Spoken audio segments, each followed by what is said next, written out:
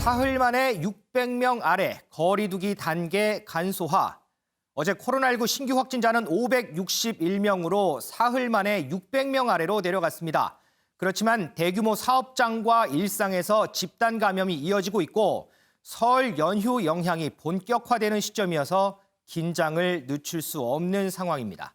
이런 가운데 정부가 3월부터 적용할 새 거리두기 초안을 다음 주 공개합니다. 이동석 기자, 윤곽이 조금씩 드러나는 것 같은데 어떻게 좀 바뀌나요?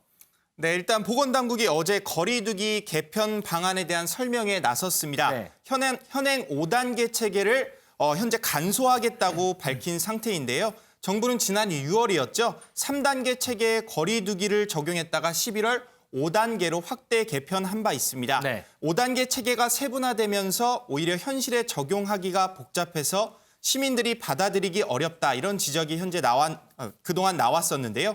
특히 다중이용시설에 대해선 집합금지 최소화를 추진한다는 계획입니다. 소상공인의 잇따른 반발을 의식한 것으로 현재 풀이가 되고 있거든요. 네, 대신 인원 제한 등으로 밀집도를 조정할 계획이라고 밝혔습니다. 네. 특히 방역수칙 위반 시에는 원스트라이크 아웃제를 도입한다고 밝혔는데요. 네. 방역수칙을 위반할 경우 구상권 청구도 강화하겠다, 이렇게 밝힌 상태입니다. 그런데 여기 조금 아까 보니까 소셜 버블 얘기가 있던데 이거는 무슨 얘기인 거예요? 네, 소셜 버블은요. 일단 뉴질랜드, 캐나다 소셜 버블에서 나오는 건데요. 가족, 친구 등 평소 접촉이 잦은 사람들에게 그런 사람들만 만나게 할 수 있다. 이런 정책이 도입할 가능성이 있다고 밝혔습니다. 그러니까 일률적인 5인 이상 집합 금지 뭐 이런 게 아니고 평소에 보던 사람은 만나되 또 새로운 사람들은 가급적 만나지 말아라, 뭐 이런 얘기군요. 그렇습니다. 자, 이런 가운데요. 경기도 남양주 플라스틱 공장에서 발생한 집단 감염 소식 저희가 며칠 전 전해드렸는데 벌써 누적자가 130명에 달한다고 합니다. 그런데 당시에 확진자 대다수가 이 외국인 노동자여서 이 역학조사 과정에서 문제가 좀 있다고 하는데 윤지영 기자. 네. 아무래도 이제 외국인이다 보니까 이 언어 문제가 가장 좀 문제겠어요? 네, 맞습니다. 앵커께서 말씀을 하신 것처럼 어제 7명 추가 확진자가 나오면서 지금까지 130명의 이 확진자가 나온 상황인데요. 이 확진자 대부분이 외국인 노동자입니다. 국적도 굉장히 다양합니다. 세네갈, 가나, 나이지리아, 모로코, 이집트, 콩고 등 굉장히 많은 국적, 모두 19개 국적의 이 외국인 노동자들이 모여 있는데요. 19개 국적이요? 네, 맞습니다. 그렇기 때문에 이 역학조사를 진행을 하기 위해서는 누굴 만났는지 또 어디를 방문했는지 등에 대해서 이 의사소통을 진행을 해야 하는데 의사소통상의 문제가 굉장히 큰 겁니다. 네. 그렇기 때문에 통역 대란까지 빚어지고 있는 상황인데요. 통역 대란이요? 네, 저희가 이 문제 어떻게 해결하고 있는지 남양주시청에 한번 문의를 해봤거든요. 이 남양주시청 관계자 이야기 듣고 얘기 이어가겠습니다. 지금 나라가 19개국 있는데 통역 시스템은 전부 다 동원을 해서 지금 추대하는 데 중이시래요. 타 지역에 있는 서초구청 도움 받아가지고 거기에 이제 프랑스 언어를 지원하는 담당 공무원분이 계시나 봐요. 그쪽으로도 도움을 받고 계시고 외국인 종합 안내센터 1345 그쪽에서도 도움을 받고 계시고 영사 콜센터나 아니면 BBB 코리아 이런 식으로 지금 통역 시스템 지금 존재하는 것들 다 이제 총동원해가지고 번역하고 계시다고 하시거든요. 네, 지금 들으신 것처럼 여기저기를 수소문을 해서 프랑스어가 가능한 공무원을 다른 구청에서 데리고 온다든지 아이고. 또 통역 봉사단체 등에 요청을 한다든지 해서 지금 모든 역량을 총동원하고 있다, 이렇게 밝혔습니다. 이거 관련해서요, 이 정세균 총리도 이 외국인 노동자 관련해서 이 미리 대비하지 못한 관련 부처를 질책하기도 했습니다. 정세균 총리의 오늘 오전 회의 발언 듣고 오겠습니다. 이번에 집단 감염이 발생한 공장에서 일하고 있던 외국인 노동자 거의 대부분은 불법 체류 상태였다고 합니다. 관계 당국에서 이런 실태조차 제대로 파악하지 못하고 있었다는 점은 정부로서 매우 뼈아픈 대목입니다. 고용부와 법무부는 업무 소관을 떠나 모두 우리 일이라는 생각으로 심기일전해 주시고 외국인 밀집 지역이나 사업장에 대한 방역 관리를 한층 강화해 주시기 바랍니다. 이현정 의원님, 네. 이 문제가 지금 처음 불거진 건 아니잖아요. 지금 코로나가 1년 이상 지속되고 있는데 지금까지 계속 이런 문제가 나왔는데 지금 정세균 총리도 질책을 했지만 상당히 좀 아쉬운 부분인 것 같아요. 그렇습니다. 이게 뭐 사실 어제 일어난 일도 아니고 1년 동안 사실은 이 방역 문제가 굉장히 핵심적인 문제였고요. 더군다나 이 불법 체류자들 같은 경우는 이게 파악이 안 됩니다. 그렇죠. 더군다나 이분들 같은 경우 특징이 뭐냐면 일단 카드를 쓰지 않아요. 카드가 안 되니까. 그다음에 스마트폰, 핸드폰을 쓰질 않습니다. 그러니까 추적이 안 되는 겁니다. 네.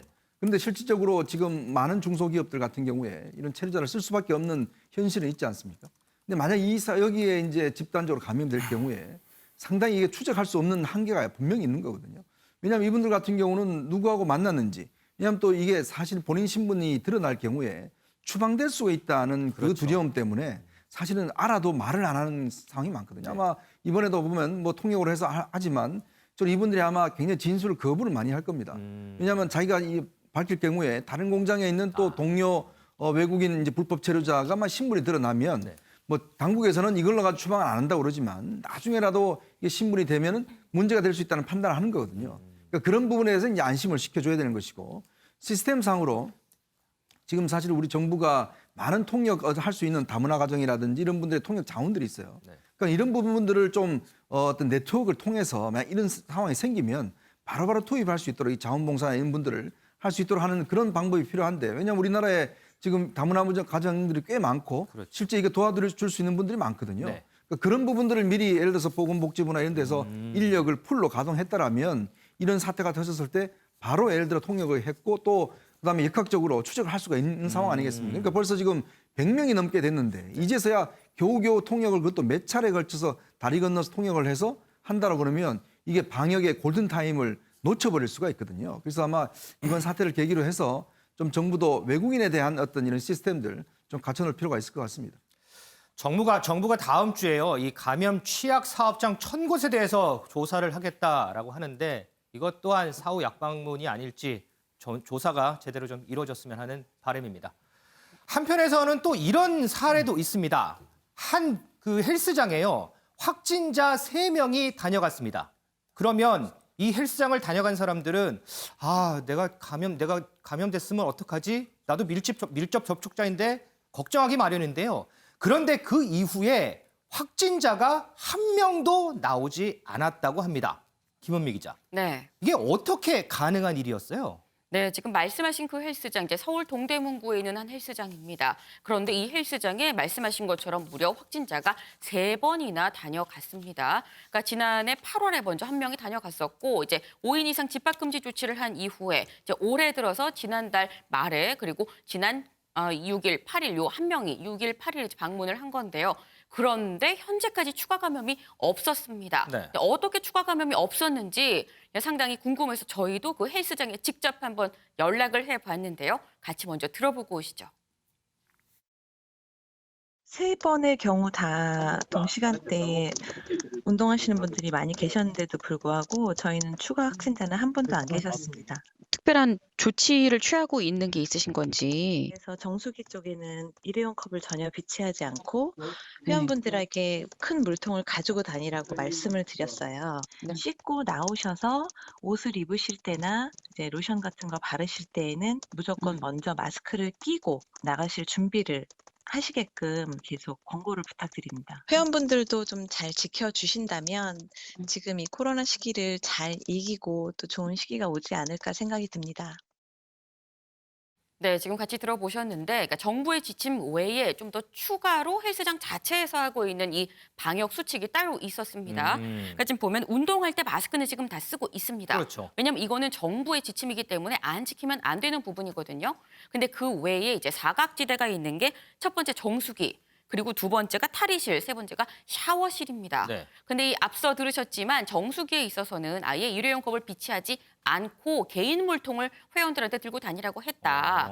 왜냐하면 정수기에 일회용 컵이라도 어쨌거나 컵이 있으면 3, 4, 5 주변에 몰려서 얘기를 하고 할 수 있으니까요. 네. 예, 그리고 이제 탈의실에서는 보통 이제 샤워하고 난 다음에 뭐 얼굴 로션도 바르고 물기 닦고 로션 바르고 옷 입고 그 다음에 마스크를 뭐 쓰든가 하게 되는 경우가 많은데 여기서는 씻고 나오면 바로 좀 마스크를 먼저 옷 입기 전에 먼저 착용을 해달라라고 권고를 했다라고 합니다. 그리고 샤워실에서도 이제 한 칸씩 뛰는 거는 당연한 정부 지침인데 그 외에도 이제 얼굴 부분보다는 가능하면 이제 몸만 좀 씻고 가시면 좋겠다라고 권고를 했다라고 해요. 그리고 혹 확진자가 발생을 하더라도 나중에 역학조사가 좀 쉽게 이루어질 수 있도록 하기 위해서 어쨌거나 이 헬스장에 대해서는 코로나 시국 이후에 이제 지난 8월 이후에는 그러니까 하루 단기 그 일일 입장권을 끊는 분은 받지를 않았다라고 합니다. 그러니까 사실 이게 굉장히 저희가 좀 자세하게 말씀을 드리고 있어요. 근데 이렇게 자세하게 말씀드리는 이유가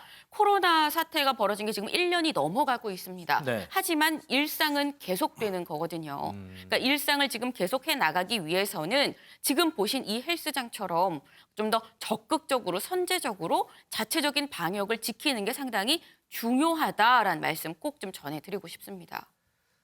정부가요, 3차 유행이 다시 확산할 수 있는 위험이 있다, 이런 우려를 나타냈습니다. 이런 상황에서 지금 김은미 기자가 설명한 이 헬스장의 사례는 방역 수칙 준수가 얼마나 중요한지를 일깨워주는 하나의 단적인 사례가 아닌가, 이런 생각을 좀 해보겠습니다.